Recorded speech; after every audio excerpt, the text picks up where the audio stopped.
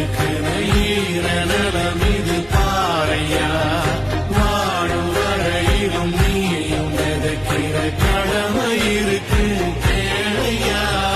கோழி விளக்காயே நீ கிடந்த வீடு இருண்டது ஏனையா. மாட விளக்கா நீயும் வரக்கா வீடு ஏங்கி இருக்குதையா. எத்தனை சாமி வந்ததையா, இது எந்தெந்த சாமி தந்ததையா. எத்தனை பாட்ட சொன்னதையா, அத சுத்துற பூமி கண்டதையா. அடிச்சு வீசும் காத்திலையும் அந்த தகப்பனாச சுத்துதையா. வெடிச்சு பூ